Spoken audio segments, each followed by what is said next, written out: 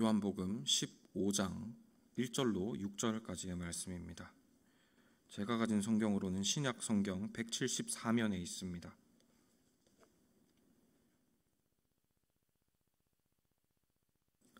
요한복음 15장 1절로 6절까지의 말씀입니다. 다 찾으신 줄 알고 한 절씩 교독하도록 하겠습니다. 나는 참 포도나무요 내 아버지는 농부라.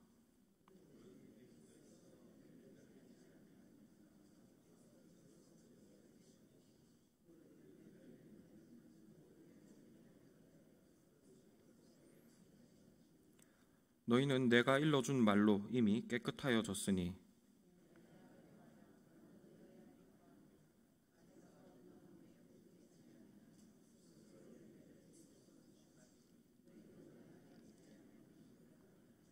나는 포도나무요 너희는 가지라. 그가 내 안에 내가 그 안에 거하면 사람이 열매를 많이 맺나니 나를 떠나서는 너희가 아무것도 할 수 없음이라. 사람이 내 안에 거하지 아니하면 가지처럼 밖에 버려져 마르나니 사람들이 그것을 모아다가 불에 던져 사르느니라. 신앙 용어 강의 17번째 시간입니다. 오늘 살펴볼 신앙 용어는 열매입니다. 그리고 이 열매라고 하는 표현은 교회 안에서 주로 이런 의미로 사용된 것 같습니다. 겉으로 드러나는 성과, 긍정적인 눈에 보이는 변화, 이런 의미죠. 예를 들면 이런 것입니다. 어떤 성도가 개인적으로 거룩하지 못한 습관을 어렵게 청산을 했다거나, 혹은 교회가 지역사회로부터 좋은 명성을 얻게 되었다거나, 이렇게 외적으로 드러나게 되는 긍정적인 성과들을 가리켜서 우리는 열매라고 말한다는 것이죠. 이와 같은 이해는 성경이 말하는 열매에 어느 정도 부합한다고 할 수가 있겠습니다. 왜냐하면 마태복음 7장 20절 말씀에서 예수님이 그들을 열매로 알리라고 말씀하셨기 때문입니다. 즉 성경이 말하는 이 열매라는 말에는 겉으로 드러나는 객관적인 판단이 가능한 어떤 기준, 변화, 성과, 이런 의미가 담겨 있는 것이죠. 그런데 오늘의 말씀을 보면 하나님은 이 열매를 아주 중요하게 여기시는 것 같습니다. 왜냐하면 하나님께서 이 열매를 심판의 기준으로 삼고 계시기 때문입니다. 우선 본문 6절 말씀을 보면 예수님은 사람들이 나무에 떨어져 마른 가지를 불에 던져 태워버린다라는 살벌한 말씀을 하십니다. 그런데 이 마른 가지가 문맥상으로 볼 때 열매를 맺지 못하는 성도죠. 뿐만 아니라 마태복음 7장 19절 말씀에서 예수님은 아름다운 열매를 맺지 아니하는 나무마다 찍혀 불에 던져지느니라고 아주 노골적으로 말씀하기도 하셨습니다. 또 실제로 마태복음 21장에서는 예수님이 열매 없는 무화과 나무를 저주하여 죽이시기까지 하셨습니다. 그리고 여기에서 이 무화과 나무는 하나님의 백성 이스라엘을 상징하죠. 즉 예수님은 열매 맺지 못하는 백성들이 심판당하게 될 것을 이 무화과 나무의 표적을 통해 미리 경고하신 것입니다.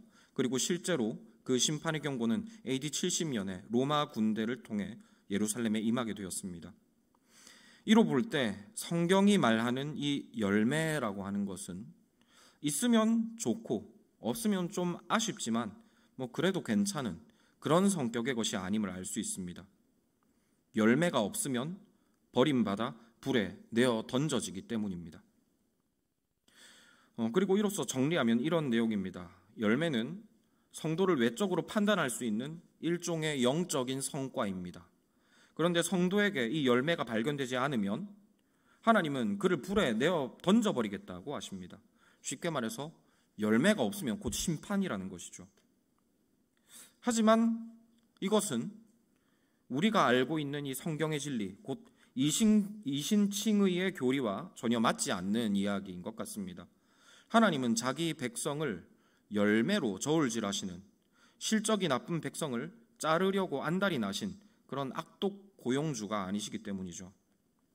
이로 볼 때 여기에서 말하는 열매란 우선 외적으로 드러난 성과라는 의미가 있기는 합니다. 그러나 우리가 일반적으로 말하는 그런 성과와는 의미나 성격이 조금 다르다는 것을 충분히 짐작할 수 있을 것입니다. 하나님께서 성도의 열매를 보신다라는 말이 결코 회사에서 사원들의 실적을 평가하는 그런 성격의 일이 아니라는 것이죠. 그렇다면 여기에서 말하는 열매가 우리가 일반적으로 이해하는 그 성과와 어떤 차이가 있는지를 알기 위해서 우리는 이 열매가 어떤 방식으로 맺어지는지를 좀 살펴볼 필요가 있을 것 같습니다. 말씀드린 대로 예수님은 오늘의 본문에서 열매에 대해 아주 엄히 강조하고 계십니다. 그런데 본문을 꼼꼼히 살펴보면 그렇다고 해서 강조점 자체가 열매의 크기나 열매의 어떤 그 성과에 있는 것 같지는 않습니다. 즉 예수님께서 오늘의 말씀을 통해 말씀하시기를 열매를 무조건 많이 맺어라, 큰 열매를 가져와야 한다, 이렇게 말씀하지는 않으신다는 것이죠. 대신 예수님은 오늘의 본문을 통해서 가지, 곧 예수님께 접붙임 받은 성도가 열매 맺는 방법에 대해서 말씀하십니다. 다음과 같이 말씀하시죠. 가지가 포도나무에 붙어 있지 않으면 스스로 열매를 맺을 수 없다. 이와 마찬가지로 너희도 내 안에 있지 않으면 열매를 맺을 수 없다. 그가 내 안에, 내가 그 안에 거하면 사람이 열매를 많이 맺는다. 나를 떠나서는 너희가 아무것도 할 수 없다. 내 안에 거하지 않는 자는 버려지게 된다. 이처럼 예수님은 오늘의 말씀을 통해서 성도가 열매 맺는 방법에 대하여 우리에게 교훈하고 계십니다. 그런데 그 방법이란 가지된 성도가 포도나무 원줄기이신 예수님 안에 그냥 붙어 있는 것입니다. 포도나무 가지가 스스로 열심히 운동도 하고 보약도 챙겨 먹고 좋은 곳 돌아다니면서 좋은 공기 많이 마시고 이렇게 해야 이 가지가 열매를 맺는 것이 아니지 않습니까? 가지는 원줄기 나무에 붙어 있으면 열매가 절로 맺혀지게 됩니다. 이와 마찬가지로 성도가 열심히 노력하고 최선을 다하고 자기 개발하고 뛰어난 사람이 되고 이렇게 해야 열매가 맺혀지는 것이 아니라는 겁니다. 그냥 예수님께 붙어 있으면 열매는 맺혀지게 됩니다. 맺는 것이 아닙니다. 맺혀지게 되는 것입니다. 그리고 이로 볼 때 하나님께서 열매를 보신다, 열매를 평가하신다는 것은 성도의 노력이나 성도의 외적인 어떤 성과 자체를 판단하시겠다는 의미가 될 수는 없는 것 같습니다. 왜냐하면 성도가 이 열매를 맺음에 있어서 자신의 노력이 전혀 작용하지 않기 때문이죠. 성도가 더 선하거나 더 노력한다고 해서 열매가 맺혀지는 게 아니기 때문입니다. 그냥 예수님께 붙어 있으면 예수님이 열매를 맺게 하십니다. 그렇기 때문에 이 열매를 가지고 성도를 판단하긴 하지만 성도 그 자신에 대해서 판단할 수는 없다는 것입니다. 예를 들자면 이런 것이죠. 이것은 코로나 검사 키트를 가지고 사람이 얼마나 착한지 나쁜지를 검사하겠다는 것과 마찬가지라고 할 수 있습니다. 코로나 검사 키트는 사람 안에 있는 바이러스에 반응하죠. 이처럼 이 열매라고 하는 것은 사람에 반응하는 것이 아니고 사람이 예수님께 붙어 있는가와 반응하는 것입니다. 앞서 말씀드린 대로 열매는 사람이 노력할 때 맺혀지는 게 아니라고 했습니다. 사람이 예수님께 붙어 있으면 열매가 맺혀집니다. 그렇기 때문에 이 열매라고 하는 것을 보고 판단할 수 있는 것은 딱 하나입니다. 사람이 예수님 안에 있는가 아닌가에 관한 것이죠. 이것으로 볼 때 열매는 성도에게서 겉으로 드러나는 일종의 성과는 맞습니다. 그런데 이 열매를 통해 판단할 수 있는 건 그 사람이 얼마나 훌륭한 사람인가, 그 사람이 얼마나 노력을 했는가, 이런 것이 아니라는 것이죠. 성도가 지금 어디에 있는가를 판단하는 기준밖에 될 수 없는 것입니다. 말하자면 이 성경이 말하는 열매라고 하는 것은 사람이 지금 예수님 안에 있는가, 예수님 밖에 있는가를 확인하는 일종의 검사 키트라는 것입니다. 그리고 이 열매 검사를 통해서 예수님 안에 있지 않는 것이 드러난 사람은 사실 그리스도인이 아니죠. 겉으로는 그리스도인처럼 보인다 할지라도 그의 검사 결과가 예수님 안에 있지 않다는 것을 보여주고 있기 때문에 그는 사실상 그리스도인이 아닌 것입니다. 그리스도 밖에 있는 자요 이방인인 것이죠. 그리고 하나님은 그런 이방인을 그가 원래 있어야 할 자리, 곧 바깥 어두운 데로 그를 돌려보내는 것이 마땅합니다.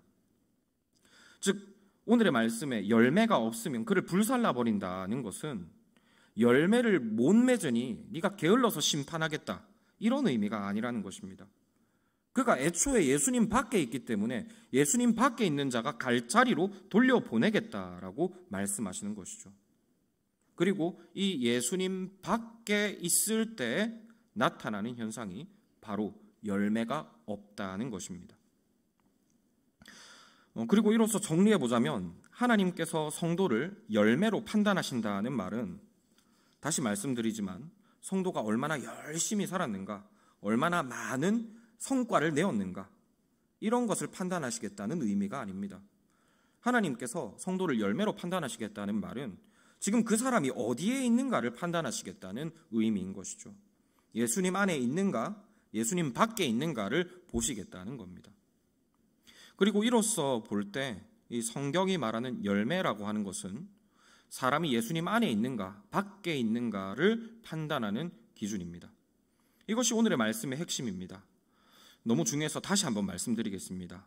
이 성경이 말하는 열매라고 하는 것은 사람이 예수님과 연합되어 있는가 아닌가를 확인하는 일종의 진단 키트라는 것이죠. 그리고 이런 측면에서 볼 때 이 성경이 말하는 열매라고 하는 것은 우리가 일반적으로 생각하는 그 열매와는 다를 가능성이 아주 높을 것 같습니다. 앞서 말씀드린 대로 우리는 열매를 밖에서 보이는 어떤 성과라고 이해합니다. 우리가 볼 때 그 변화가 긍정적인 방향이면 그것을 다 열매라고 부를 수 있다는 것이죠. 예를 들면 이런 일이 없어야 되겠습니다만 교회에서 차를 걸고 성경 통독 행사를 한번 했다고 해보겠습니다. 마시는 차가 아니고 준중형 승용차를 걸었다고 해보겠습니다. 성경 제일 많이 읽는 가정에 이 차를 주겠다라고 교회가 결의를 한 것이죠. 그러면 온 교회가 불을 켜고 성경을 읽으려고 할 것입니다. 모르긴 몰라도 불신자도 차 얻으려고 교회에 등록하고 성경 읽으려 할 것입니다. 온 교회가 성경 읽기에 혈안이 되겠죠. 그러면 보통 사람들은 이것을 열매라고 말합니다. 왜냐하면 사람들이 성경도 열심히 읽게 되었고 교회 안 나오는 사람도 교회에 나왔기 때문입니다. 일석이조 아니냐는 것이죠. 그런데 이것은 사실 예수님 안에 있든 안에 있지 않든 전혀 상관없이 일어날 수 있는 일입니다. 차를 준다고 하는데 예수님 안에 있고 밖에 있고 그것이 무슨 상관이냐는 것입니다. 이것으로는 사람이 예수님 안에 있고 밖에 있고를 판단할 수 없습니다.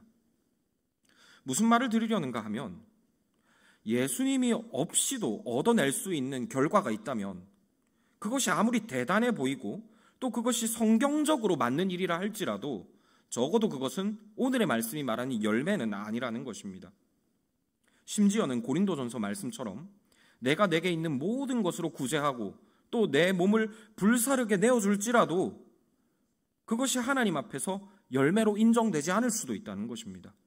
왜냐하면 사람은 예수님 없이도 자기 의로움이나 신념 혹은 자신이 추구하는 그 어떤 즐거움을 위하여 이런 일을, 이런 변화를 이루어낼 수 있는 존재이기 때문입니다.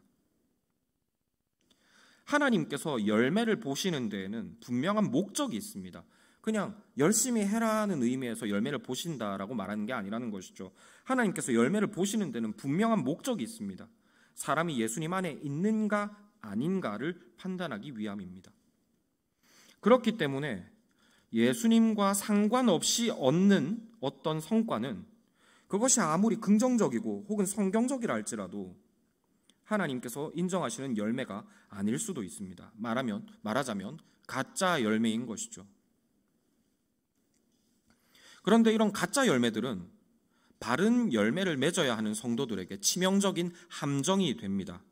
우리는 이와 같은 가짜 열매의 위험성을 마태복음 21장에 무화과 나무를 저주하여 죽이신 사건에서 충분히 추론해 볼 수 있습니다. 오늘 말씀에서 계속해서 마태복음 21장 말씀을 우리가 살펴보고 있습니다. 이 마태복음 21장 말씀을 나중에 한번 댁에 가셔서 꼭 한번 읽어보시면 좋겠습니다.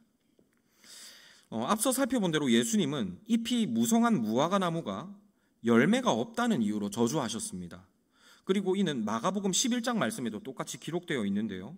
우리가 여기에서 눈여겨보아야 할 것은 이 두 본문이 모두 예수님의 성전 정화 사건 전후에 기록되어 있다는 것입니다.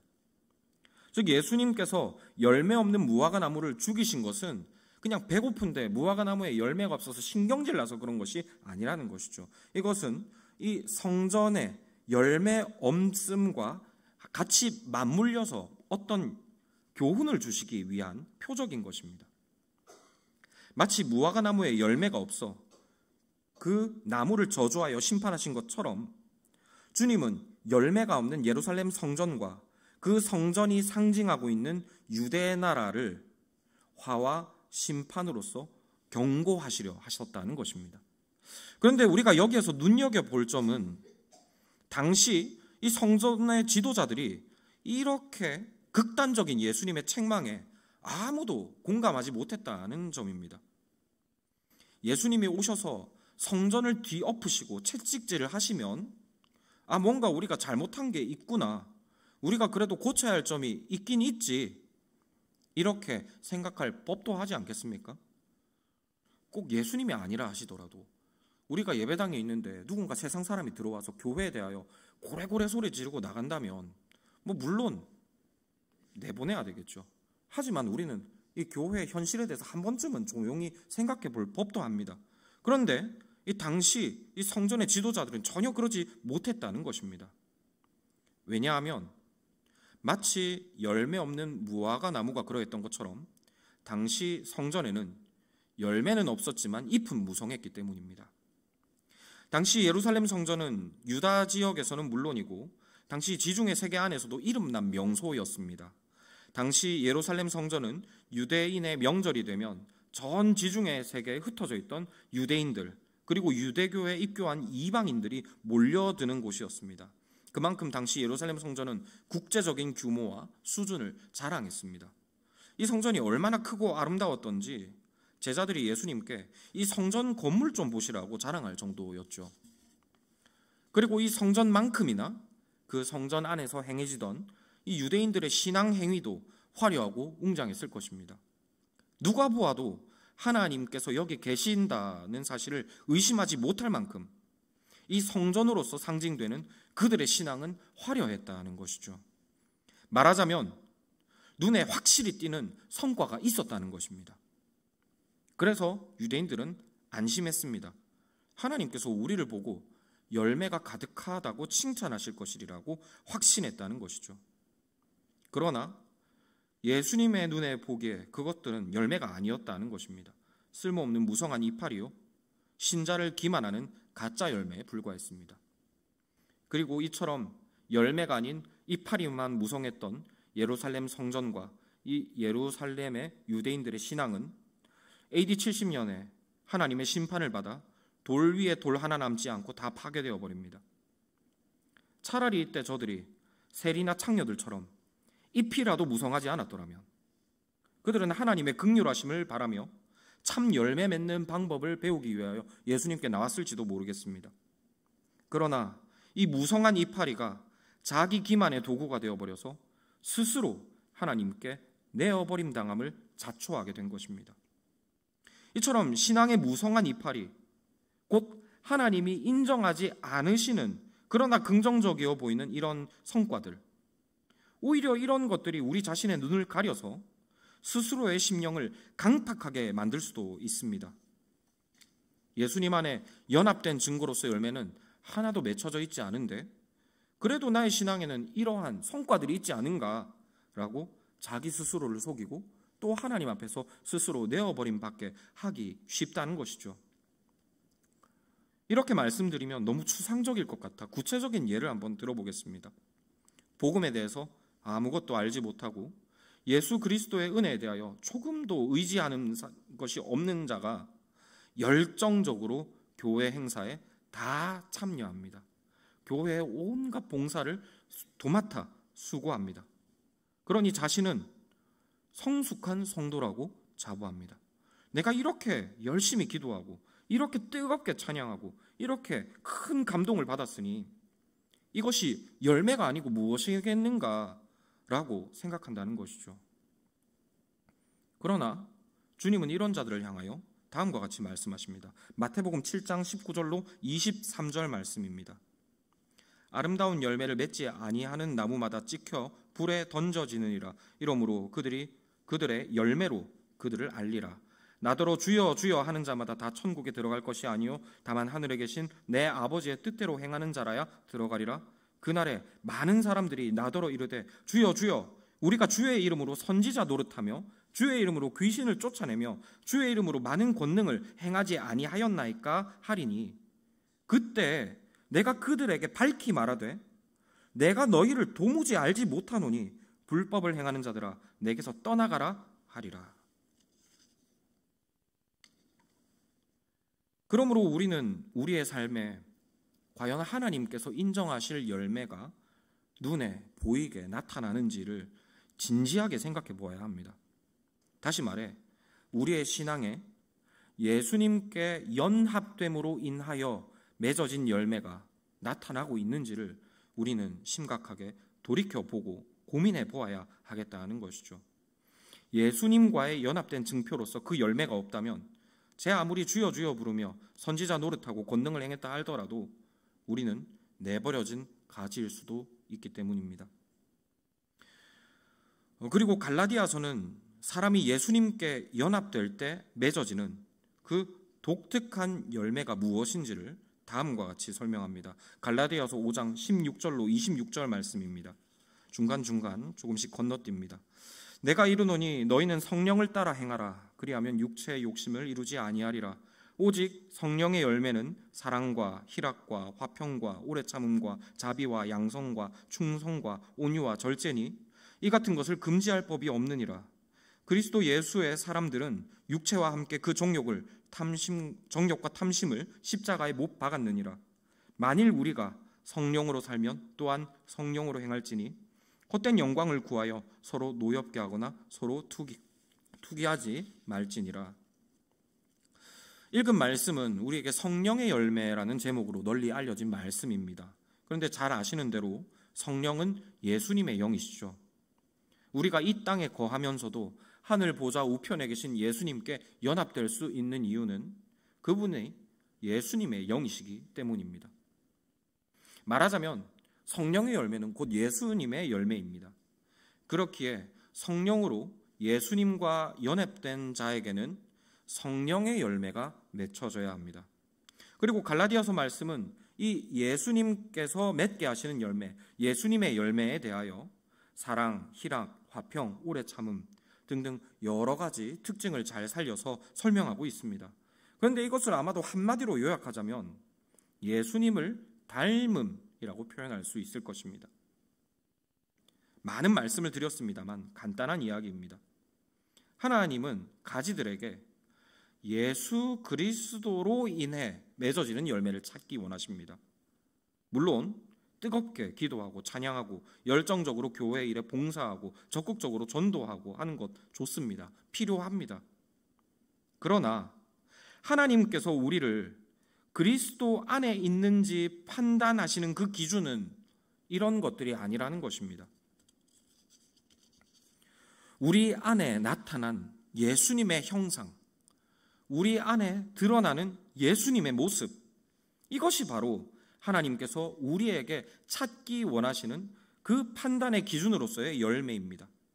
그리고 이런 이유로 예수님은 복음서에서 열매에 관하여 경고하실 때 꼭 서로 사랑하라, 서로 용서하라 라는 권면을 덧붙이시곤 합니다.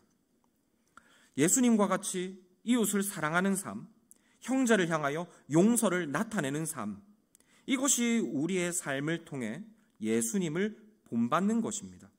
그리고 이것이 바로 하나님께서 우리에게서 찾기 원하시는 열매의 실체라는 것이죠.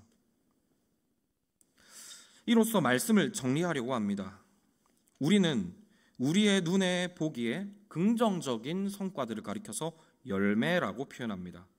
그런데 하나님의 눈은 우리의 눈과 다르죠. 우리가 보기에 열매인 것들이 하나님 보시기에는 아닐 수가 있습니다.